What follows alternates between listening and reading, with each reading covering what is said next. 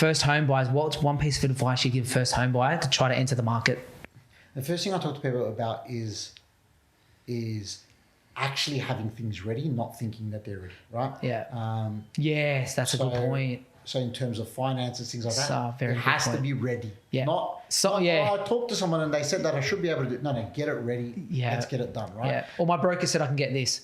Do you have it? Serviceability these days. Yeah. Do you have a pre-approval? Yes. What headaches are we going to come up with? Yeah. So that's the. Are you changing jobs in the next 2? Yeah, because things like that. Yeah, for sure. Are key.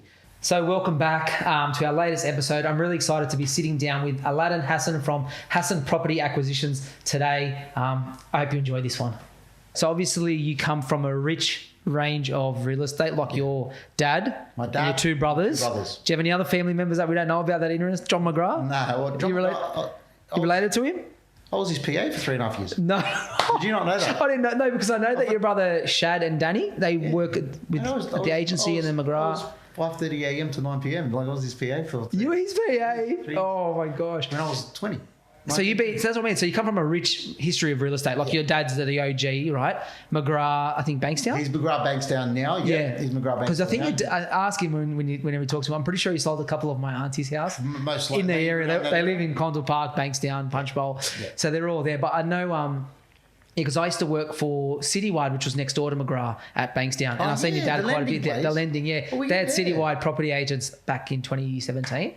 And I was there for a little bit. And so, I used to talk to your dad a bit in gentleman. He probably won't remember me, but... No. So your dad's doing it for years. And then obviously he just naturally got you guys involved in it? Or how'd that work?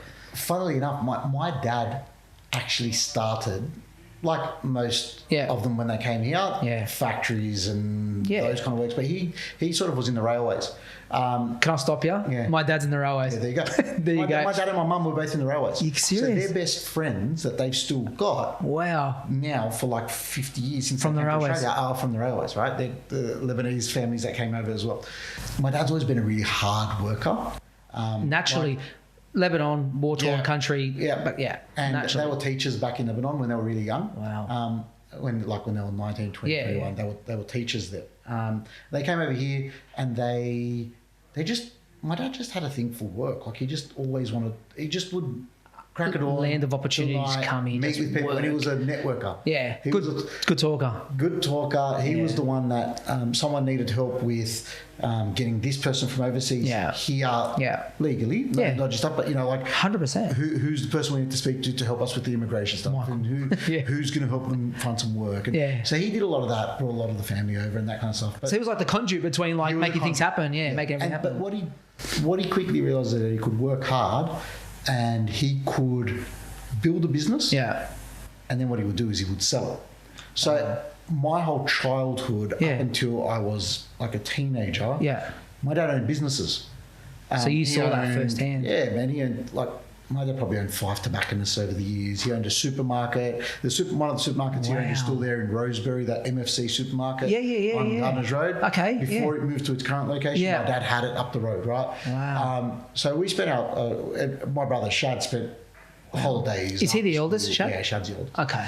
So we spent a lot of time in those businesses. So you saw you saw hard work, customer service from the ground up. We'd wait till my dad came home from work to have dinner. That'd be 8, 9 o'clock, and we'd sit around the table and have dinner. And then he would go and then count the day's takings. And then the next morning at sort of 5, 6 a.m., he'd be up and he'd go to work again and start all over again. Work. So it got to a point where my dad had a lot of back issues over the years, and then at some point he just manual labour. My dad's also a studier. Yeah. If you as in get to my parents' house and peek through the window at any given time, my dad will either be watching something on YouTube, teaching. So he's forever learning. Or no matter reading a book, sales book, whatever it is. He makes notes. When I say, "What are you doing?" He's just like, his brain keeps your mind occupied, man. So I think at some point he decided I want to get into more white collar as opposed to this kind of stuff. So he, funnily enough, he started real estate just before Shad sort of did. Right? You're kidding. Yeah, just before, not far off. And what's that, 30 years ago? 20, because... I'll tell you when, it would have been... I've just passed 20 years in real estate. Shad would have been probably 6 or 7 years before me. So he's like 25. Yeah, 27, something like that. And so your dad's 29, 30. Like, around those. Like even at one point we had a crazy. We had a tobacconist. The last one that we owned in the late 90s. We had a tobacconist, and my dad would come and open it.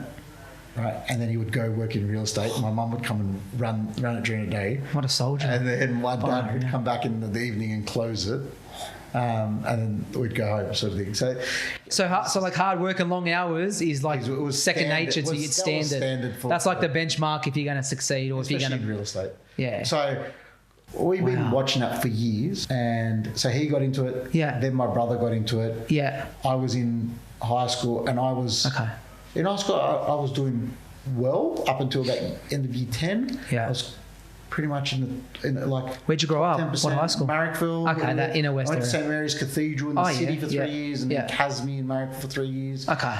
My brother Shad actually was the lucky one that got to go to a private school, but then my dad said, "I'm not wasting that." That's it. Yeah. So blame him. Well, we blame Shad. Blame him. You ruined their education. He cost us a private education because my dad just he was paying it for years after. And he's like. Sorry. He didn't do anything. Didn't do anything. He didn't.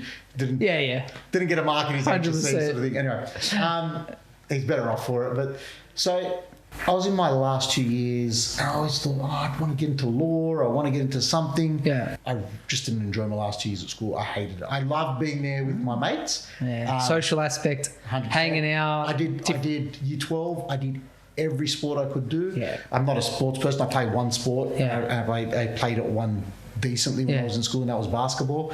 And the rest, man, I was tiny. I was more than 25 kilos less. Weighed 25 kilos less in high school, so I was a stick. I go to the doctor because I couldn't put on weight, and I played in the league team in school. I tried playing the volleyball team. I did athletics. Did you get crunch playing league? You would have got steamrolled. Nothing. They would have just said, "Don't give me the ball." I enjoyed that part, and I wanted to be there, but I just didn't want to study anymore. And then I started to think I could get into real estate. Yeah. And then I really started to slack off because I was like, I don't need to do anything. Yeah. And I managed. I remember getting into. It was around just before HSC time. I'd applied back then. Lang & Simmons had a cadet thing that you could apply for out of high school as an apprenticeship. And you go sort of straight in. I filled it out and I applied and I was like, that's what I'm going to do. Shad was at McGrath at the time, and Shad was at McGrath when that was heyday McGrath. Like that was the bee's knees. Like that was McGrath. I know a lot of the guys that you do work with, right? Yeah. And a lot of them, even the guys that you do work with in the St. George area, they were there. Like Matt King was there, and Kieran Bresnan were there. I think Sasha was there. Yeah, before them. Before them. Time. We're talking about like late 90s, early 2000s. So all the top guys were there. There was no businesses like at the time. There's no businesses like Cobham Hayes. What do you think made McGrath so successful? Like back then, like what? Because you're right, and again, like. Look, so very similar in a way. Like my dad was in the railways, like I said. Yep. He took some time off out of there, like back in 2000 and maybe 2003 or something. Went and worked at real estate just in Arncliffe, like similar, like just loved people, same sort of traits as your dad. Went and did it. So that's when I was probably about 15. That's when I started to get into real estate. When my dad did, but McGrath was just like, fuck man, like that's what you want to work for. And unless John McGrath just set the standard so high. And I thought to myself, what made them so successful? Well, that's what it was. Look, it was before there weren't many boutique agencies, right? So back then you were a franchise. True. Yeah. Like you were pretty much a franchise. Yeah. You may own a really old school a boutique, but if it was mainly franchises, there weren't for example, like right now, there's your Bresic Whitneys, your Aladdin Hassens, even your Bells, your stuff like that. They all didn't exist. Yeah. Right. It was literally LJ Hooker, Rain and Horn, Richardson Wrench, Professionals, Century 21. Yeah. They were the guys that were out there. The brand. So at that time, McGrath was really different than everyone else. Oh, yeah. Right? There were a couple that were floating around, but they weren't. They weren't anywhere up to the speed of McGrath. So I think when I joined McGrath, there were less than 5 offices. What have they got now? 130 or something? Oh yeah, there was less than 5 offices. There was an small office in the inner west. The head office was in Edgecliff. Yeah. There was Edgecliff. Yeah. There was an office in Northern Beaches and an office in Mossman. Yeah. And that was pretty much it at that time. There was about those 4 offices, maybe a 5th one somewhere else floating. So you had a concentration of the top people in one spot. Yeah. And anyone that was a forward thinker, I was just going to say was that. there. Thinking different, forward thinking. Their marketing was next level. Their marketing was best. They were building teams. They were encouraging agents to build teams. Correct, yeah. So, you were seeing guys that had assistants and then maybe another assistant. And you're like, what's going on here? Yeah. Mate, there was absolute amazing training sessions and team meetings were great. They were pumping people up too. Like, they were really hype. Energy was big for, I don't know if it still is for John, but like McGrath seemed to have a lot of energy behind it and a lot of prestige behind the brand. Yeah. Like, they presented really well. I'm not saying anyone else doesn't back then, but they just had something different about them. Which was like, detail was just attention to detail. I remember, so when I first joined, so sorry about how I actually joined there was my brother was there, and he at the time had been a couple of years in the inner west. Before that, he was working in that inner city, Redfern. Like Erskineville, or was it more into the city? So Darlinghurst. Surrey Hills, Darlinghurst, Potts Point. Yeah, he was working alongside guys like Shannon Whitney and Ivan Brezic, and they were all a team that sort of used to work those areas. And they just opened up the inner west office probably 2 years earlier. And my brother was there. I knew that I was going to go and study real estate and then probably go and do it. So that's it. After school, you thought, I'm going to do it. Like, it's a natural progression. Before my HSC, he said to me, there's a job coming up. It's an operations assistant. So what that job was mail boy, like run for the photocopiers, just make sure the agents had whatever they needed stationery wise, whatever the office needs to. And then I was to assist the operations manager. She was in charge of opening up new offices. Reception came under her. That front office sort of first impression and then stuff. Opening up the new offices, everything to do with running of the businesses, the printing contracts, the phone contracts, everything to do with operations. That was her department. And then you saw that firsthand being the assistant. And I was to assist her. Wow. They said, look, they're looking for a junior. They're looking for someone to jump in and work, 5 days a week. And I said, I think it's probably a good chance to get into McGrath. I went and interviewed. I got the job. And basically, I think my last exam was on the Monday, which was religion at the time. And I started work on the Wednesday. Right, so I you didn't have time for schoolies. I cancelled schoolies. No rest of the week. But it was a great opportunity. I had another job. I was working at Woolies in Marrickville Metro.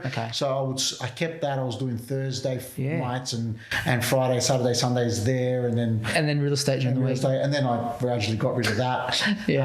One of my mates who was a year older than me, and we went to the same school, was a sales assistant. For one of the top guys in Steve Chen. So he was there. So we'd go to work together. So you just found it learning, you found it fun, you found it with your mate, your brothers, you're learning. And then I got to learn a fair bit. For sure. I was involved in the opening of the offices, and then that's when I saw things like what made McGrath special, the attention to details. We had a bar set up and a bar fridge and I remember that. Leichhardt had it first, and I remember we opened the Leichhardt office. It was everything from the colour of the polished concrete to the San Pellegrino bottles. We had to make sure that they were all facing the right way. We had to learn. We got lessons on how to make a coffee at reception so that someone came in.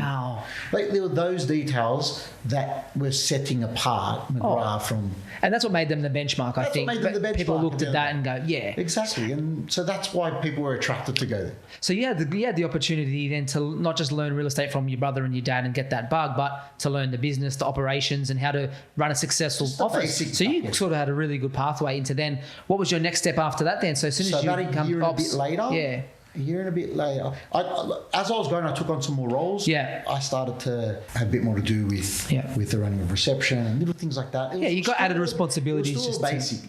And then because I was in that corporate part of the business, I'd occasionally do a job or two for John. Okay. Right? Can you go and pick this up for John? Can you go and do this for John McGrath? Can you go? So, and his assistant would ask me to do a few things, and you'd say yes and do it. Yeah. And then I remember one week they were having the sales meeting at the Inner West office, and John was going to be running it.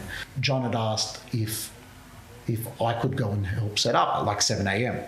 And then he asked, did I want to have a coffee? I think it was like a bar sport up on Norton Street at 6:30 a.m. and have a chat with him, because I'd been there for a year and a half, just over a year, and it was starting to be, okay, what's Aladdin's next step in the business? Yeah. What do you want to do? Yeah. So I said, yeah, sure. So John sat me down and said, okay, so what are your thoughts? He said to me, these are your options. He goes, really, within the business, this is what you could do. Yeah. He said, you either go into property management, which was a natural progression everyone goes to. Yeah, it's like a... Everyone learns property passage, management. Right? Yeah. Yeah, write a passage. Write a passage, yeah. Or he said you could go into the sales department and be a sales assistant. Yeah. He said you probably should learn property management before you do that. He said, I'm looking to put on a third person in our team. So he had an EA at the time. Yeah. I'm looking to put a third person on. You could come and work with us. And I went, well, I'm what do you think then? That. Yeah, I know, right? The pay was crap. The hours were disgusting. Yeah. But I got to drive his CL 500 whenever I wanted to. And, I think I was at the time, because I started when I was 17. I was 19 at the time, and I was like, you're driving John McGrath's car, like the Merc. I lost my license to John McGrath's car. I'm doing this. So I went and did that for the next year, just over a year. I did it as, again, the junior in the team, the gopher. I was the driver. Sometimes you got to do it. That's what lays the foundation. I was getting bottles of water. I was picking up lunch. Yeah. I was also doing little projects and assisting his EA. Yeah. And then she left and was like, do you really need to replace that role? I mean, can you just do them both? I can help, and we can then rely on a few other people for some help. So I think for the next year and a half, 2 years, I was sort of stepped up into that role. So you worked closely with him, like that? You were just like, that's it. Mate, for a year and a half. I'd go to all the meetings, all the sales meetings, and sales meetings were at 7 a.m. So I was 6 a.m., 6:30 a.m. with him. At one point we were going to the gym at like 5:30, 6 a.m. Wow. Yeah. So not just business, it's personal. Like, he just took you under his wing. Must have saw that you had the potential. You did good work. You're punctual. I'm lucky enough at that time. He was probably like one of my closest friends at that time. Wow. And he sort of gave a shit about my career. Yeah. Cared about. Yeah, he invested in personal. Yeah. We were pretty close that time, and we still got a great relationship to this day. So if you look back, right, and think about, obviously, just that point there, what would be 3 key takeaways that you would have taken that made John McGrath different? So his attention to detail. Everything had to be perfect. We would walk into one of our offices, one of the offices we were visiting, and we would make sure that the blinds were lined up. Yeah. Right, like there's a whole row of windows, row of blinds. They all had to be at the same height. I don't think what I took away was that it had to be perfect. I think what I took away is that he just saw all that stuff. Yeah, he was like. Sometimes you walk into a room and you'll miss things. Yeah. He didn't miss a thing. His brain was switched on, that he was watching everything. The way he spoke, everything was just like back. So that he knew what he was talking about. Besides attention to detail, he knew what he was talking. Like, he knew what he was talking about. And then when he talks with that authority, like it just sets the tone for whatever. Yeah. That was number one. Yeah. These are 3 quick things. I can go on, like there's about 50 that I'm sure there's 150, but that always stand out to me because we had these conversations. That was one. Yeah. Number 2 was he was always thinking a step or 2 ahead, and it didn't matter what he was doing. Right, we'd be driving, and he'd look to go to me. Why are we stuck in this lane for? He goes, "What? Can't you see? Like 5 cars ahead, there's a car trying to merge, whatever." Like he was always. He's seeing. He's not just seeing that first car. He's seeing what's ahead and going. Everything. He was always watching everything. Yeah. And he knew that if he did this could be a potential consequence, and so he'd have to think about, is this the right thing to do? So there was always thinking ahead, And then I think that's prevalent now too, though. Like if you look, his longevity in the career, the industry, and McGrath's longevity. I think the first thing that comes to me is illuminated signboards. I don't know, though, they seem to be one of the first that brought. Remember the solar on the top of it, and it lit up your signboards. I don't remember many people that had them back then. And then everyone caught on. And then everyone caught on, put solar panels on it. Before then, we had nightlights. There you go. We had the spotlight. That's what I'm saying. Like attached to the board, it wasn't solar. It was one that you plugged in. And turned the power on. Before that, they had that. There you go.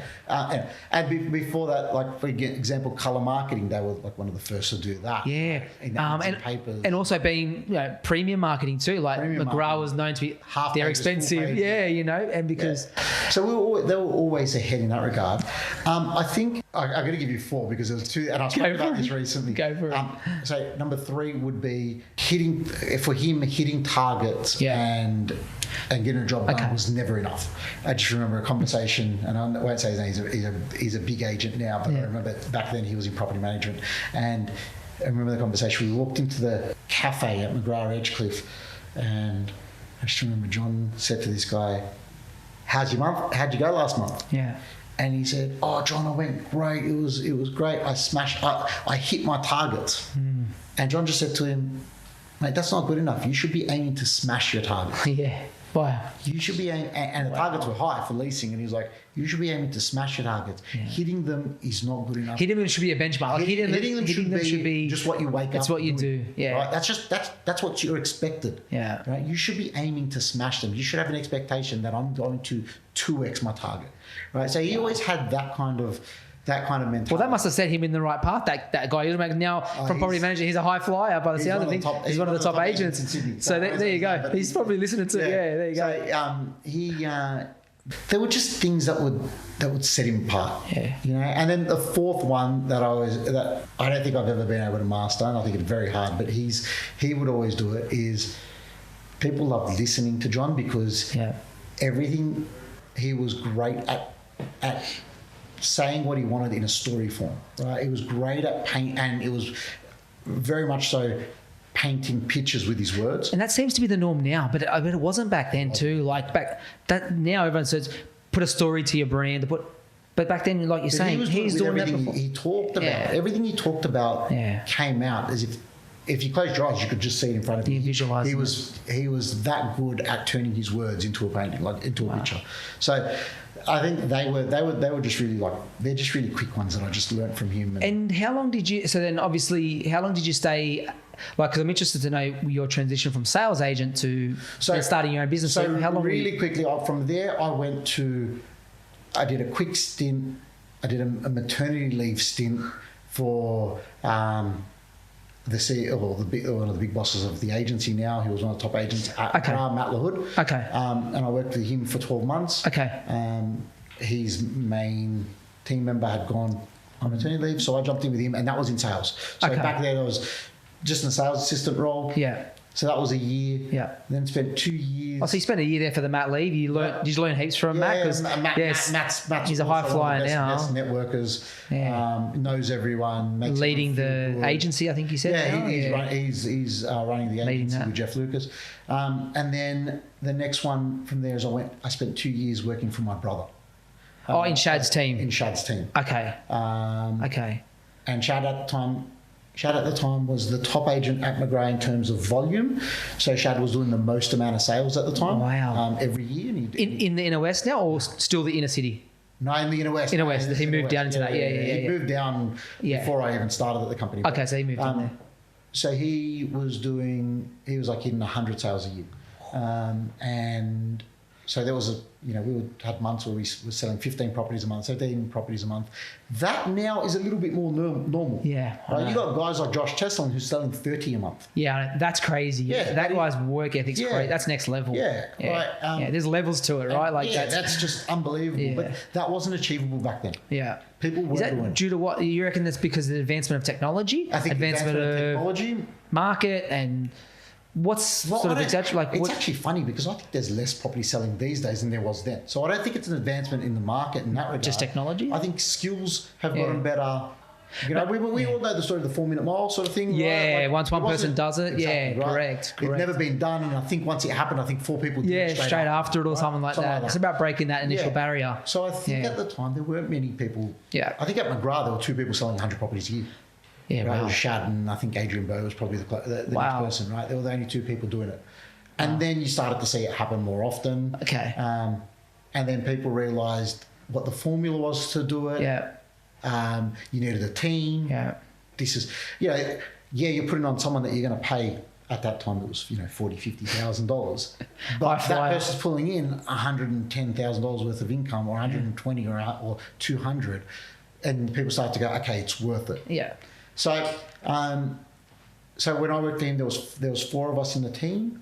Okay. Again, I didn't have anything of a crazy role. Yeah. You know, I was showing properties, I was doing inspections, I was doing pest and building inspections, I was showing valuers through, I was doing some marketing for him, letterbox drops, all those kind of those things to support the team I was doing. And then I needed to make a move I think really to progress my career. So by that time, I'd now been in the business for about 80 years or so. And everyone kind of knew me as either John McGrath's PA or as Shad's brother. Right? And I think at that time I was going through a rough time sort of mentally at the time, and I needed to sort of get out. Yeah. I didn't really know what I wanted to do, but I needed to go and do my own thing. Yeah. And I jumped out and I went and I decided that I wanted to try commercial real estate. Okay. Really good friend of mine, successful commercial real estate agent. I'd spent a bit of time with him over the summer, and he said to me, I'm starting a new job. Why don't you come with me and we'll go there together? So I applied. They interviewed me. They said, you can come along. I went over. First thing they did, though, is that they split us 2 up. And you're like, no. I was like, man. That wasn't part of the deal. Part of the deal. Yeah, but anyway, so I did that, and I hated it. 6 months. What didn't you like about it? Was it just I probably didn't get the support I needed because I didn't know. I didn't know what I was doing, really. Of course. I didn't get the support I needed. It's crucial. I didn't get the teachings I needed to learn what to do. I was in an area that was really boring. I was in Alexandria, and at the time, there's just not much around. Like Alexandria was it wasn't as cool as it was now. Even, and we're only talking about 14 years ago, but it wasn't anything. Still 4 years ago, it's it's changed fast. And then I got bored, right? I was used to every Monday. Well, we would put our properties up on Thursday, but every Thursday we'd put our properties on the market, and we were putting up 3 properties a week. When I was working for my brother, 3 to 4 properties, and I was helping respond to, by 70 email inquiries by the time Saturday came. And then I went to open houses. Correct. And I was call them back on Monday. And then I went to a place where I put a property on the market, 1 property every sort of month if we were lucky. Yeah. And maybe I'd get 5 inquiries throughout the campaign. It's different. So commercial, and it's different terms and there's no emotion. No emotion. Yeah, that's right. It's all calculated. It's all calculated. Numbers don't exactly work, right? Yeah, there's no emotion. Doesn't matter if you fell in love with the property. And it sort of takes the joy from your point of view, from a selling agent, or of helping a family come into a new home, or helping a first, like in your role now, like helping a buyer buy in. There's no, and that's what makes the job nice. Is emotional. Well, if I started doing that and I didn't know the difference. Yeah, well, that's right. Because I think commercial real estate is, if I was advising someone, to what, like as a career now, I think commercial real estate is tops, like amazing. Yeah. Right. I think if you can grow into that it's great, because it's better it's a little bit better lifestyle wise. Deals are harder to put together, but you're not working Saturdays, you're not working as many late nights. True. So I think it's great. Yeah. But I just wasn't used to it, and I got bored really quickly. Yeah, for sure. So within 6 months, I kind of said, look, I don't know if I want to do this anymore. Yeah. The place that I was working at had a residential arm, and we spoke about me going into that side of things. And I probably wasn't too sure. And then at the time, a guy I knew ran an office in Drummoyne. Okay. And I'd met him when I was working for Matt Lord. He was one of Matt Lord's friends. And he kind of it kind of came across somehow that I was looking at getting back into residential. Yeah. And he sort of, we met up for coffee, and he said to me, "Man, why don't you come and work in my team? And you can come and work on this side." Yeah. And Join had some good real estate, had a good mix of apartments, houses, waterfronts. And I was like, you know what, that's a pretty cool area. Like, that's exciting. So I went and did that. And that's pretty much from there. I went in not as an assistant. I went in there as a junior agent. Okay. So I started having to go and look for my own business and supporting his business. And that was great. We had a great relationship. We had a great time there. And I did that for couple of years, two years. So if there are any new agents listening to this or looking at getting into the industry, you touched on a really good point, which was you had to now go find your own business. So how'd you do it? Obviously, you got a network is one thing. Did you reach out to your network? Again, at that point, was technology big? Was social media around? Well, was that 14? Was that 12 years ago? That's 12 years ago. So maybe in the infancy of it. But I think there was a Facebook I remember being at this company when Instagram Instagram first came out because of someone that I'd known had just been overseas. Okay. They came back and they said, "Oh, there's this cool app going over New York, and it's crazy. You know, it's Instagram." And I still remember posting my first thing there. Going, I'm sure if you scroll past and look at it, it's going to be Right? We thought it was so cool, but I didn't have a network there. I didn't know too many people there at all. How'd you do it? So basically, I was doing what I advise people to do, which is we're going off some past open house books from what had been sold previously, open houses that their current agents were having, helping out, and then just networking. So I think my first listing on my own was a apartment on the water, an old apartment block. It was a 2-bedroom apartment, renovated on the water. And it was for kids of a very well-known family in the area, really well-known. Okay. And they're in the building game, and they sort of, I got along with them. They were a couple of years older than me, about 3 years older than me. They're a couple. Yeah. I'm helping them look for properties. Yeah. And that buy work, that's probably one of the biggest things I would say if you're looking for listings is if you can afford to do it, you just work on the buy work. Yeah.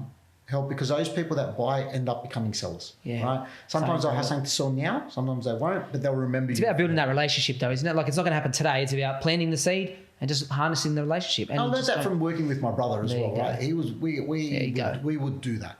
So 100%. I was out there. So basically, I was a buyer's agent before I was a buyer's agent. That's crazy. You were helping them. I was doing it for years. Yeah, you're doing it.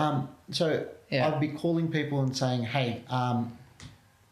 At the time, Warwick Williams had just listed this property. I think it probably suits what you're after. Wow. I don't know the guide. I'll find out for you, but you should go and look at it.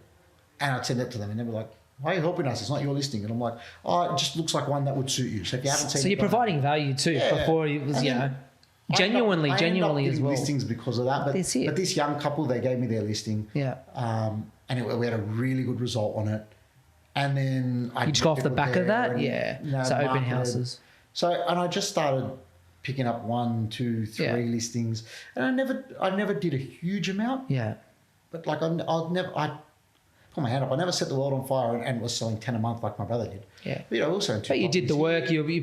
But I mean, maybe if you asked the clients that you had back then, they would have said that you were caring, genuine. You helped them out. It wasn't like you forgot about them because you had too many listings. No, you were just showing them. And that's what I really. Yeah. To be honest, what I focused on was providing that great service. Yeah. And then I had people coming back to me.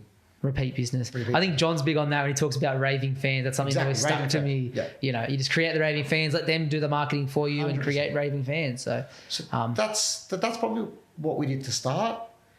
Mate, from there, I worked in that business for a few years. A few years later, probably had a difference in opinion. And we never argued or anything like that. But they ran a business one way. Yeah. I was still very much used to how McGrath ran things and the way that they provided the customer service, and I preferred that method over the way that they were providing it. Yeah. And I ended up parting ways. I ended up going back to McGrath as my own agent. Okay. So this was now about 3 or 4 years after I initially left. Okay. So I did that, was my own agent, did what I needed to do. So for those that don't know, as your own agent, essentially you do work for yourself, right? Like there's different structures, but essentially if you're your own agent, you're com only, you're contractor or whatever, working under your own thing. Yeah. So you're running your own business then. Running my own business. Yeah. You know, your own ABN, your own business. So I did that. I focused on my same area, had some good success. A couple of suburbs I picked up some really good traction in. Yeah. You know, we're selling the upper end of those suburbs. Yeah. And that's what I liked about the area. I had the opportunity to work in the upper end of the inner west. Yeah. You know, so I was selling blocks of land for $6.5 million, or you know, these houses that at the time we were breaking records for at $3.5-4 million. And we're talking about I was going to say 9-10 years ago. Now different story. But, you know, that's I really enjoyed that demographic and that clientele, and I did that for a while. We then, years later, started up the agency. Okay, so were you part of that? Yeah. So you were part of that early on. So for context, I guess the agency was set up by my brother, Shad, Ben Collier, Steve Chen, and Matt Wood. Yeah, I've always been fascinated about the agency because again, just something completely different in terms of service, right? Like and technology from when you launched it. What year? 2017. Started 17. Okay, then you had a couple of years before COVID hit, and then disrupted everyone else. But so a lot of top agents from McGrath went across there. What made the agency then now, besides being, you know, all top performers, what made that business work? We had a focus on letting the agents, trying to let the agents be their own business. Okay. You know, let them run their business how they wanted. Yeah. You know, we were allowing agents could work remotely. Agents could back then too. Yeah. Agents could employ their own teams. Like, again, you could do that at others, but they were just trying to provide another way of doing it. Yeah. And that's, you know, had some funky marketing. It was a pretty cool brand. It's a pretty cool time. Yeah. Yeah. I've seen it. Like, so that was an interesting time trying to start. I hadn't been anywhere where I'd started a new brand, right? Yeah. I walked into one of the best brands in the country when I was at McGrath. Yeah. You know, and the other brands I'd worked with were all big names. Yeah. So this was going to something really new. And a disruptor, I guess, in the market. And I feel like everyone's a disruptor these days. It's key terms. But okay, so again, someone might not be interested in real estate, but they're interested in starting their own business. So we'll touch on your business that you've got now, but you set up the agency, you had the right people. You mentioned disruptive marketing to try to maybe build your brand awareness, or to try to, what was the reason you did that, like marketing? Look, and what type of marketing did you do? So I by no means was involved in the setting up of the business, right? Yeah. So that was we had an awesome team doing that, and that was the four main guys and a couple of other people, and they did all that kind of setup. But I really had to we had to set up our business again in terms of a new brand in our markets.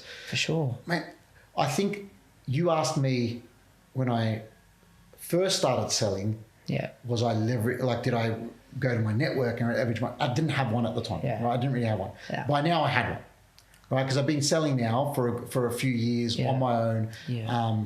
And this time I had. So people knew the service I provided. They just knew that I was under a new brand. And all I had to do was just convince them to give the new brand a chance. Yeah. It's still me. Yeah. I'm doing it all. Yeah. The brand looks good. And that's what it is. So the first thing I did was we went to all our current clientele, or the people that we've been working with, our old clientele, people that we've been talking to. And that worked out well. Like, was that done though traditionally, like a phone call or an email, or did you have like a big launch party type of thing? Like phone calls, emails. No, you know what? Yeah, we never did anything and got caught extravagant in that kind of thing. A lot of it was just going out, talking to people. Hey, this is us now. Clients. Yeah. You know, I was lucky enough that I had done some really good work for a few people in particular that were I sold to them multiple times. I had clients that I sold 4 properties for, right? Yeah, so they were trusted me. They were happy to come along with me, give me the opportunities. Yeah. and they would put me in touch with people. They would, and that was probably how I started my brand there. I've invested a little bit in some social media stuff, in some personal marketing stuff. Yeah. And then really, the biggest thing is that leveraging off the results always. And I was lucky enough to start with a couple of great properties, and we had some awesome results. Yeah. So you had some traction early on, and you just leveraged off those and hit the ground running. The three of us, because at that time we were pretty much the Inner West office, which was me and my two brothers. So Shad and Danny and I. Yeah. And what we did is we made a point of not only pushing ourselves but pushing each other. Yeah. So what we were doing was on all our properties, on all our marketing, it was the three names go on there. Yeah. So our names are up there. We were leveraging off each other. And it's good to have that support, right? Because I know early on you mentioned about how at some point there you had a really tough spell, like you were probably mentally not in the right frame of mind, and you had and it's really, even for agents now, it's such an up and down business. It's such a roller coaster of emotions. I'm sure like you and your family have been through it probably better than I have, but mental health is really important as well. And it's obviously the last few years it's started to take a really big stance in all type of industries, which is very important. But for the agents that are on their own, working standalone and don't have that support that you guys had early on, what advice would you give them in order to sort of, and again, I asked you the question about balance, and you mentioned it's just chaotic, like your lifestyle. What's some tips you can give those guys about how to just really look after themselves, number one, balance work, balance the KPIs that you mentioned? Like, it's not easy. What's some tips that you have? It's not, and if you don't manage it, it can get pretty scary fast. Especially when you're, so as you said, like it's commission only. It's hard. So don't eat. I mean, don't sell, don't eat, right? Pretty like much, right. And then add in the family, kids, bills. It can get scary. And the really scary, I'm not going to put anyone off real estate, but the really scary part is in residential sales. Yeah. Right. What you do today doesn't impact your income today. Yeah. Right. You won't 6 week settlement before you get paid. Okay, so you go and find someone that wants to sell. Yeah. Right. They may not be ready for another 4 weeks. So you're 4 weeks down the track now. You get the listing. Then by the time you photos, do everything. By the time you get Renosell into. By the time you get, you want to get something. you get some work done. I'm unlucky that you guys. I don't know. Yeah. You guys weren't so much around when I started. No. Well, not when I started, when I was still selling. Yeah, of course. So, but having that now, maybe we're not trying to sell your service right now, but I'm not trying to do that. But 100% like game changer. But you're right. It takes time to get it ready for the market. That stuff takes time, right? That's right. So I'm telling you, best case scenario, you've got someone that wants to sell. Yeah. You get the property on after say 4 weeks, marketing, getting ready, whatever it is. Yeah. Then you're on the market for 4 to 5 weeks, right? You're now at 8 to 9 weeks. Then it's a 6 week settlement if you're lucky. Yeah. Right? So we're 15 weeks down the track, 16 weeks down the track. Now in the numbers that I was playing in the properties that I was selling, a lot of those sales were people upgrading. So they were having to sell something. So now you're talking about 12 to 14 week settlements. Right? Yeah, so trying to get that transition. I might not see a commission for 4 to 5 months, right? That's the reality. Yeah, and you got a mortgage. I was going to say, and then when it comes in, you've got to then budget for that. Well, and you're not taking it all. No, you're splitting it, right? You're splitting some with the office. That's a business cost. I don't. Yeah. You can't get upset by that, whatever it is, because you're working under a brand, whatever it is. Exactly. It's a cost of operation, right? But tax, right? Like tax is a killer. A killer, right? And once you do a couple of decent deals, forget tax. It's 50% shut off whatever you earn is gone, right? So you're now starting to go, all that hard work, this amount of money. I've waited 4 to 5 months. Mentally draining. Yes. Right? Yep. So you do have to find things. Yeah. Right? You do have to find things that really do get you through that mental toughness. Now, what would I suggest? Number one, anyone starting out, anyone in their first couple of years, and I saw it with agents that were really established as well, is have a buddy, right? Have a partner, have a buddy, not necessarily in your office, extra. Just someone you can talk to, I'm assuming. Someone that you can bounce off. Bounce off, talk about what you're seeing, talk about what they're seeing, run some ideas. If it's someone out of the business in a different office, they might have some ideas of what... What's working, what's not working. For them that you weren't considering. I think that's really key. I've had some really good ones over the years where I could always run ideas through them. You know, hear what they've got to say, give my advice, tell them what I'm thinking, get advice. So I think that the other part about it is that whenever you are in a shitty spot, you always think it's just you. Always. You always think it's just you. So what having a buddy also does is it shows you, hang on, you might not be the only person going through this, right? Everything is not as bad as what it seems right now. It's always dark and dull, but you're right. Yeah, but there's other people going through it. Other people are getting through it. So that support I think is really, really key. And then the other parts are surround yourself with not only people but habits that make you feel good. Right. That don't drain you. Right. I didn't realize it at the time, but I've got a few friends in the game and people that I know that talk about energy, and that's big.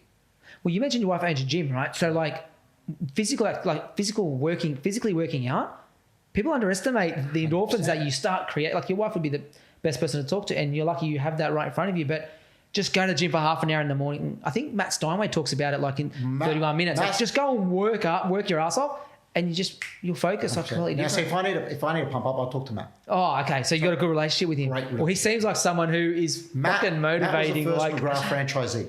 Up his way, the Central Coast way? First way anywhere. Oh, wow. They didn't, before Matt, they didn't have a franchise. He was on that pretty much, they started the franchise. And he had a crazy story. Like, obviously, this story's crazy. And Matt and I met before he was a McGrath franchisee because he used to come and listen to John McGrath doing talks. Wow. And the number one thing that Matt, I'll always remember about Matt crazy. Is, I remember when I was John's PA, he used to do the talks. Yeah. And I travel with him to do them. I think we did one in the Central Coast somewhere or something like that, and I'd go with him to them. Yeah. And I remember 2 days later, I was opening up the mail back at Edgecliff, at McGrath Edgecliff, and there was a card that was addressed to me, right? And I was like, oh, okay. I never get any mail. I open up like 30 letters a day. They're all John. Right? And I opened it up, and it was from Matt, handwritten. Hey, mate, great to meet you. Blah, blah, blah, just some nice words. And that was one of Matt's things that he used to do. And I was like, people always remember how you made them feel, right? Like it's crazy. So Matt and I joke, we call him my Aussie brother. That's like crazy. We've been friends since the start, and you know well, his energy second to none, right? So like him and Tom Panos and all that. Like we had a laugh. We were doing a really tough deal together last year, and it was a really big deal. It was a really tough deal, and we'd be on the phone and. We'd talk to each other first thing in the morning, and it'd be like, "What's happening? How are you feeling today?" And it would be, if we'd have to like sort of. He was always positive. I loved it. It was always like, great. I've done this, and this this morning. And I'm like, I changed 2 nappies. It was like it's 8 o'clock in the morning, man. Hurry up. So, you mentioned him, but he's like massive. I mentioned him because just the energy, training. So. It's important. But that's one of the ones that I talk about in terms of get out there, do it. I find even now I don't get to do my wife owns a gym and I don't get to train, right? But that's because of how our lives run in terms of kids. Yeah, schedules and what schedules are. So I try and now I've just gotten back into doing things at the gym. Okay. And I'm working them into my schedule as sort of I have to be out at this time. Yeah. But my favourite thing to do was getting up at 5 and going to the gym. We met at a gym that she owned, and I used to go and train in the morning, right? So so once you met her, that's it. You stop training in the morning. I trained for a few more years. That's it. You're done. But no, that was the thing that I love. I used to go. It's important to keep that and train, and it would put you in. It gives you your own time, and it just changes your mentality. Like it just clicks. You can have the worst day. You just go throw iron around, like just train, and you just go, okay, cool. Like it's I've just done that. Something that just Yeah. It's something hard that you do that makes you feel good. That's right. You know, you get a win. Exactly. Notch it up. And it's not easy. So, you know, you're having to push. So look, the thing about doing that, the other part is in terms of energy, is it really, people always talk about this, but it is so true. It's who do you surround yourself with? Yeah. It's the people you talk to. It's the people that you want to put energy into. If people are always bringing you down, then I guarantee you're not going to have a good day. No, but we only have a finite amount of time. You got kids, businesses. You've got a finite. So I appreciate you being here today because I know it's out of your schedule. It's crazy. Like I get it. And why surround yourself with those people that bring you down when you, like I said, your time's finite. So go and find the right people. Bring you up. Talk to them about the right people. Or those on the same journey with you. And then obviously at some point you said to yourself, I think that there's a good opportunity for me to go and start my own business. What's that? So for me, how that ended up happening is like I said, early on I was in a tough mental state, and I have floated in and out of that throughout different from high school to you know, throughout my career. I floated through, you know, bouts of you know, mental health, depression, sort of thing, just like that things that you're not happy about, things, etc. And a few years ago, I was selling and I was doing decently. Like by no means was I struggling. I owned a property. You know, I'd gotten married. I did all that stuff, but there was just things that I just didn't love, and work while I enjoyed putting deals together and things like that. And so I was a little bit over it. And even my wife would say to me, like, as long as we've known each other, you've always talked about, could you do something else? Is there something else that you could do? Or how could you do something better or whatever it is? So a few years ago, I started to toy with the idea of, you know, jumping over to the buyer's agency side. At the time, we just had our first child. We were running a couple of businesses. Like I wasn't. When I say I was running a business, I didn't own the agency. Like, but you're working you're an entrepreneur, not an entrepreneur. You're running. But I was running my own business within the agency. 100%. I get it. If you're com only, you're pretty much running your own business. I get it. So, I was doing that. My wife was doing her business. And I probably have the benefit of hindsight of watching someone like my brother of all the years. And so my nephews, from my brother's kids are older now, right? Like are they in real estate? One of them has just joined his dad, My oldest nephew, Mike, has just joined his dad. The other two are in year 12. They're twins. They're in year 12. But I watched and I know that he probably would have wanted to get to more sports events and more... You know, the stuff that I've seen on your Instagram, taking the kids to watch the basketball and all that kind of stuff. And I love that, right? I messaged you about it. Of course. We talk about it. So, and I always said, I want to be able to do. I was big on basketball. Like I wanted to watch. I want to go and either watch or coach my son's basketball team, or you know, I want to go and do this stuff. And real estate is tough. Gives you big flexibility if you're running your own business in terms of I got a doctor's appointment. I could take this day off. I can do whatever I want. You schedule. There are certain things that you cannot take off. Non-negotiable. Of course. And it's not flexible in that regard. And so I just wanted to go. I want to do something that is going to allow me to work the way I want to work. And not lose my skill set. Not lose what I enjoy doing, which is the putting together the deal. So I started to look at what could that be. I saw a gap in the market, and I call it a gap, but well, I was going to say it's very underrepresented, the buyer side of it. Like in America, it's literally law that buyers like in America you can do both. Correct, right? You can represent both sides, but you charge them 6% com, 3 selling, 3 buying, right? Whereas here, the buyers, it's crazy to think that buyers aren't represented. They're very small percentage. They can go buy property on their own. It's growing now. It's still a very small percentage compared to selling. I think we're probably at the right growth rate right now. It can't grow too fast because Australians aren't ready for permanent buyers. Like I don't think for everything. Of course. The other part about it is in Australia it does work differently. It does. In America, the seller pays the whole 6%. Yeah. 3% goes to the buyer's agent. Yeah, okay. Right? In Australia, that's not the case. In Australia, the buyer has to pay for his own buyer's agent. Yeah, that's right. Okay. Yeah. So yeah, that's a little bit different. But look, buyer's agents have been around for a lot longer than people think in Australia. Yeah. There just wasn't many of them.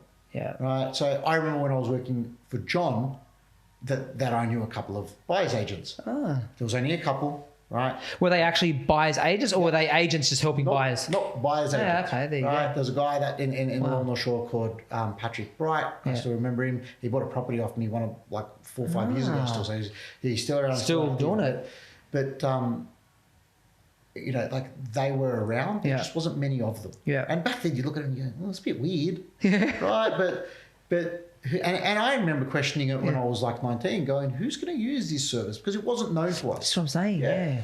But what I did, where I really saw a gap was there was a lot of, there were buyer's agents around. Yeah. Very, very, very, very few with actual sales experience.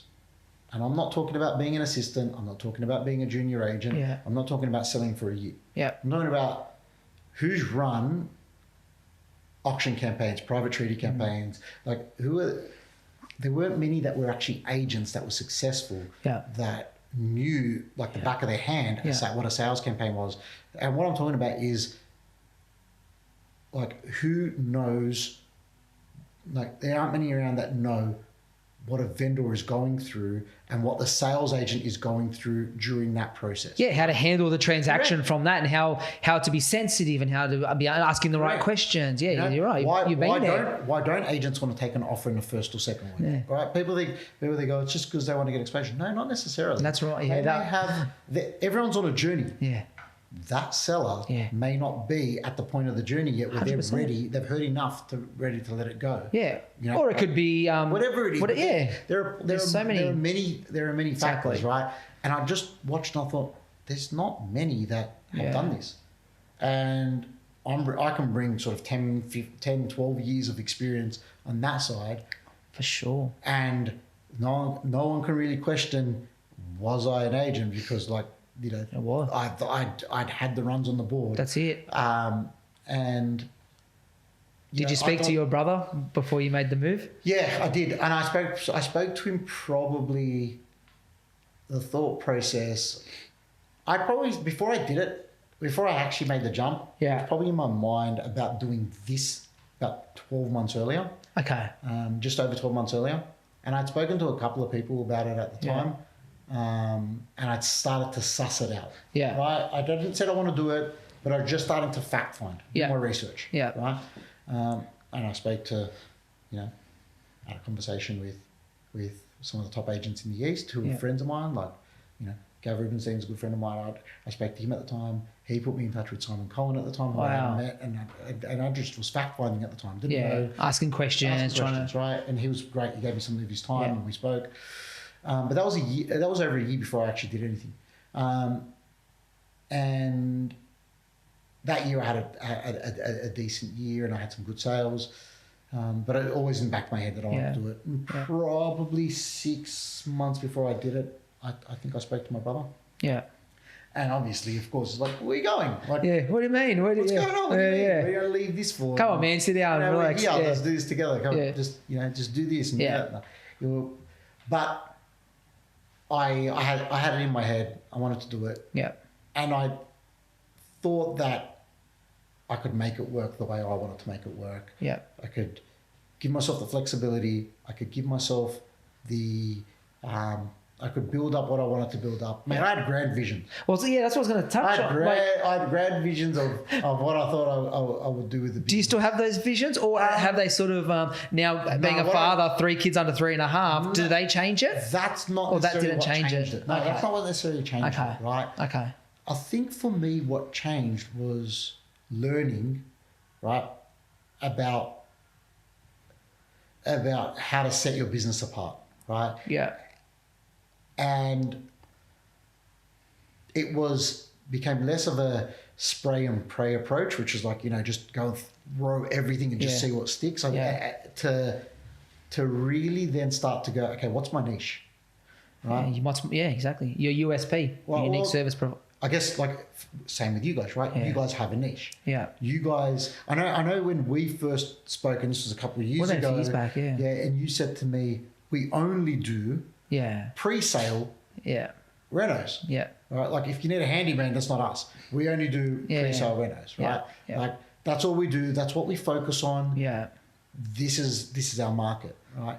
And I think that was one of the conversations that I think I took something from where I went, okay, these guys can be successful just doing this and can probably be more successful than trying to do this, right? And that's what happened with me. So I was like, oh, I'm going to do all these areas and I'm going to do this. Yeah. And then I went, no, that's not what I'm going to do, right? This is what I'm going to do and start to focus more. Like I'm inner west based, right? At this point in time, I'm inner west based. That's probably 70% of my business is focused on doing stuff in the markets that I know, markets around where I live. So I do delve into that St. George slightly because I live there and I know the markets and I know the agents. I've got a lot of friends that work there. Yeah. But most of my work is in that corridor. Yeah. And that's worked out for me. Right? So you really narrowed it down, So you had the grand plans in your like. I stopped wanting to go. Oh, I'm going to go and take over the world, take over. Do be global. $15 million properties in the eastern suburbs, right? It's not. That's not what that approach wasn't going to work for me, right? So, so now I'm more focused. Yeah. I've got my niche. I work on that. I'm predominantly owner occupied. I do less investment stuff. I'll do it for some particular clients. Yeah, of course. I'll do for, I just bought a block of apartments for a client. It's pure investment. Yeah. But I bought a block of apartments for them, just over $3 million. Yeah. But they were a great couple that I was happy to work with. Probably got a good relationship that you've had for a long time. Well, no, that was someone that got referred to me, but they really were appreciative of what I brought to the table. Yeah. And they made it pretty easy for me to work with them. Yeah. And they trusted me and they said, this is what we want to do it for us. How do you say no to business? Because we get this a bit. Yeah, I know, because we get this a bit where like you touched on that, we only do pre-sale preparation. So when people go, I need a quote for a second story addition, I'm like, hey, sorry, nice way, but sorry, man, we don't do that type of thing. Like, oh, what? Like you say no to work? And I'm like, sometimes I have to say no, like to stick into our lane, which is our niche. Because if I say yes to the bigger things, it's going to take all our guys away from our USP and we can't deliver on what we're doing. So I know it's hard to say no to business, but it's hard. I've said no to some big ones, I'm sure. And I've said no to small ones. And I said no in my first 3 months. Yeah. I probably didn't say no enough in my first 3 to 6 months. Yeah, you take on a lot, right? Now you take on a lot. Yeah, of course. But I've said no. And I've been thankful that I've said it. Yeah. And sometimes I say no for the client's benefit. Yeah. Right? Like definitely. I've had to say no to people because they come to me and they say, this is our brief, this is what I want to buy. Yeah. Right. And now, so the way that we work as a buyer's agent is our fee is paid in 2 parts. It's a success based fee. So we get paid on success. Yeah. Right. But for me to take on a client, I have to take a portion of that fee up front. Of course. Right, as a retainer. Yeah, retainer, that's right. So I'm taking 6,000, 7,000, 8,000 off people as an upfront, right? If I don't think what they want is realistic, I don't want it to be easy. Yes. Right? Here's the thing that I say to my clientele. Yeah. I don't want your brief to be easy because if it was easy, you're doing it yourself. That's right. I'm happy for it to be a challenge. Yeah. But it can't be impossible. Yeah, because you're just sending money for nothing. Well, here's the thing. You're going to give me this money as an upfront, right? Yep. Then when I can't start performing, you're going to be hassling me going, and within your right, saying, where's our properties? Where's the stuff that you said you could do? Why haven't you found us something? Yeah. What, and I don't want to be the type to not answer phone calls and stuff like that. So I'm like, I don't need that. Yeah. Right. So I feel bad taking someone's money. Yeah. Right, even though I'm only taking a retainer, I'd still feel bad taking that retainer. If you knew, that's right. If you knew at the start. So a lot of the time, I can't do that. Yeah. Right. I can't. I say no to people for that reason. Yeah. Right. I wish I'd done that a little bit more beforehand instead of waste. You take on a lot early on, and it wastes energy, time, resources. And then you get frustrated. And then you come back to the whole mental health thing. You get frustrated. You get angry, and you go, "What's going on? Why is this happening?" You start questioning it. Okay, that's in terms of saying no, and I think people can't be scared to say no.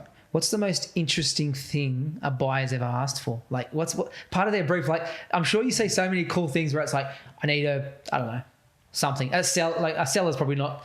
What's unique? Is there anything that comes that's sort of unique, or what's their top three? What do they want? Like, I know buyers are different. You mentioned owner. I'll answer both of those, right? I'll answer both of those. I don't think I've had anyone that's gone unique, crazy unique. I've had buyers that are picky. Which I don't mind. Yeah, which is a fair point considering they're spending the money they're spending. Yep. I've had I don't mind that at all. What do they want? Like, what's the top three things that buyers want? I think what I've found at the moment is people don't really want to do too much work. Yeah. Right. Definitely. I'm saying that around. You know what I mean? Like people don't, and that's why. Yeah. If sellers right now are wanting to get the best results, get your places ready. Yeah. Do the small amounts of work, right? Because a lot of people don't want to do it. Yeah. Right? Everyone hears they want something turnkey. Yeah, everyone hears at least livable. Livable, right? Everyone hears about the cost of building and how long it's taken to do things. You know, a lot of the areas that I work in, there's a fair bit of heritage conservation, things like that. So people don't want to have to worry about what's the lady at council going to say when I want to like do, you know, they don't have to think about that. Yeah. So condition of properties, location's big. Yeah. Right. Location's massive in terms of terms of what people want. Yeah. A lot of people shine away, obviously, from main roads, noise, things like that. And then the last thing that I think that in terms of the briefs that I'm getting, I wish people weren't hanging on for parking as much. Like for me, a lot of people, everyone's just like, we need to have parking. We need to have off-street parking. That's interesting. And that's interesting. That's something that's just become, I found it's just harder to get only because in certain suburbs there's just, you know, people, those properties are then going to a next level. Yeah, different price bracket, right? Yeah. So I don't think I've found. What about pools? Do people always ask, like, not some, I don't know, ask like to do pools because we don't really do them, but they when I go to a consultation or something, they might say, oh, I'm thinking of removing the pool or putting the pool. Like, what do you think? And it's always a really interesting, so subjective, right? Like I know my wife wants a house with a pool. Like that, if kids are younger, like. And Australian summers are hot, so we want a pool. But some people hate pools, right? So it's very subjective. So my advice to them is, if you've got a pool, just let's keep it and let's make it look good. And if you don't have a pool, don't put a pool. No, and I agree. That's sort of where I'm at with it. While it costs money, right? It's not the hardest thing to do. No. Right? To fill it up or to put one in is not the hardest thing. Yeah. Right? You can do them. Yeah. There's great products out there for now, sure. Like, you know, you've got your prefab pools like your plungies and things like that. Yeah. Then they make it easy to do these days, right? So pools is a funny one because I'm thinking of my clientele right now and who I've just bought for recently and things. So currently I've got a client that it doesn't have to have a pool, but it has to be able to put a pool in. Yeah. Right. Yeah, I've heard that a bit too. Yeah. I've got another client that I bought for last year. Same thing.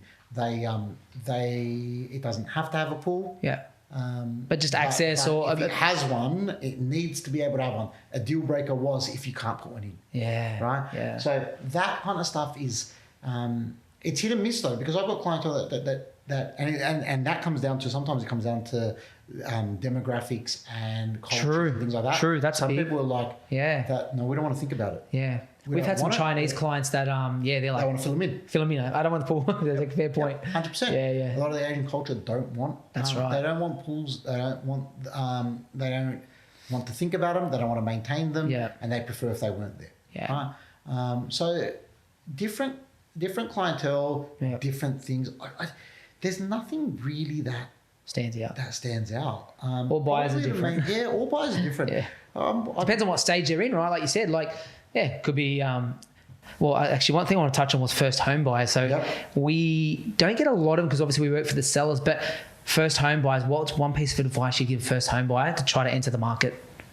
I would. If a first-time buyer came to you Yeah. and said, I'm busy. Like, We're talking about buying a house? Buying a house. Or buying into the market, whether it's an apartment or a house or whatever.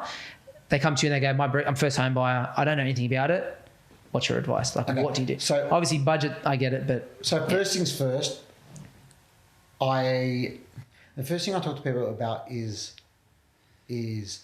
actually having things ready, not thinking that they're ready, right? Yeah. Yes, that's a good point. So in terms of finances, things like that, Very it has good to point. be ready. Yeah. I talked to someone and they said that I should be able to do it. No, get it ready. Yeah. Let's get it done, right? Yeah. Or my broker said I can get this. Do you have it? Do you have Serviceability these days. Yeah. Do you have a pre-approval? Yes. What headaches are we going to come up with? Yeah. So that's the Are you changing jobs in the next two? Yeah, because things like that Yeah, for sure. are key. For sure. Number two is what do you know where you want to be? Like, so a lot of people have, I want to get in. Yeah. But then they'll come to me with a list this long of suburbs that go across 3 regions. And I'm like, well, hang on a second. This is, you need to really figure out Where do you want to be? We got to either rank these or you got to eliminate some, right? Where do you want to be? You need to know what do you want, right? If you don't, let's start going through it and start working that out. We'll prioritize it based on budget, I'm assuming, based on strategy about why you're purchasing it. So, and then in terms of then buying stuff, it's really just figuring out what do you want out of a home? Yeah. What do you want, especially if it's a first home buyer that's moving in, right? Like I would be with a first home buyer. Yeah. And if the budget's a little bit tighter. Yeah. Location is key. Like if you can get into a great spot, get in and work out then, everyone says, buy the worst house in the best street. Personally, that's a great strategy. Yeah. If you can, then do the work. Or if the place is livable, right? Yeah. So first time buyers usually stretching themselves. Yeah. It might be harder. But I'd be getting into suburbs that they want to be in, getting into next to like for me right infrastructure, now, it's all about assuming infrastructure's big. Yeah, are those things important? You've got to figure out whether those things are important. For me right now, I think the best properties are being ones that are close to villages. I think that's key. As people start to, people are still working from home. Yeah, that's big. People start to, especially then, a lot of the people I buy for are families. Okay. So, I want to go up the road to get something. I want to go and take my family for dinner and I want to walk. That goes, being close to amenities, being close to shops, restaurants, cafes, all that kind of stuff is key. For me, I think that's the best right now. I think that's what people should be focusing on. Yeah. That real village style vibe. Accessibility. Some form of transport if you can. Yeah. Those kind of things for me are, I think they're the best properties that I'd be buying. Yeah. First home buyer, I'd be sort of saying to them, rather than if you're looking at a house and you can't afford the house in the right spot, why don't we look at a townhouse? Yeah. See if we can get just to try to stay in that suburb, just to try to maybe. Yeah, because they're going to grow. That's it. They're going to grow and you're going to be able to do the asset grows, refinance, take the equity, whatever you got to do. I've had people over my selling and buying career where they sell in a prime location because they want something bigger in a less desirable spot or something. Desirable spot, and they go, but we'll come back there. They don't. No. Once you leave, and you want to very hard to come back. Starting again. Very hard to come back. I've seen it too. So that's what I would. That's good advice. If you can get into where you want to get in, you have to make a sacrifice or two. I would. And if they need help, cool. Who? Me or you? If they need help, they got to call you. If they need help to buy, they got to call you. When they're going to sell no, don't be silly. Then help. All right, well, let's wrap it up. We've got a closing tradition, right? Which is, what's the best or most motivational quote that you've ever been given and that just resonates with you?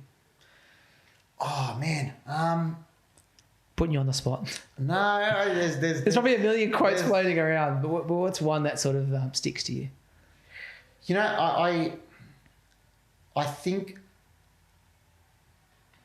I think right now because it's been in my business, probably it may not be the best one I've ever heard, but the one that right now resonates with me the most is don't let perfect get in the way of being better.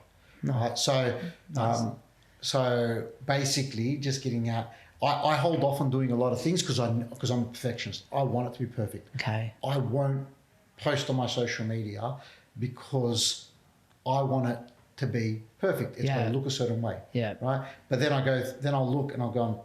It stifles progress, right? I haven't posted in 6 weeks. Yeah. Right. Like I get right now. I'll post on my social media and someone will say, "Oh, that's a great purchase. Congrats." I'm like, "Man, I purchased that 12 months ago." But I just posted it and I said, I've purchased 10 other properties since then and I just haven't put them up. Yeah. Right? Like, because I'm always the type that it's got to be perfect. It's got to be perfect. But you should tell that quote to John McGrath, see what he thinks of it. Right now, I think you do things because it's better than what you have been doing them and you don't wait for perfect. Yeah. No, I appreciate that. We will, for those, if they're looking at buying, how can they reach you? So on my socials, I'm on Instagram and Facebook, Aladdin Hassen. Yeah. Look me up. It's Hassen Property Acquisitions. More than happy to help where I can. Perfect. Provide some advice for people if they need to. Whether it's negotiating on one property, bidding at auction, or doing the service from start to finish. Perfect. Happy to help. Man, I really appreciate it. Honestly, it's been a good chat. Thank you very much. It's good to spend some time with you. Thank you very much. Thank you so much. Appreciate it. Take care.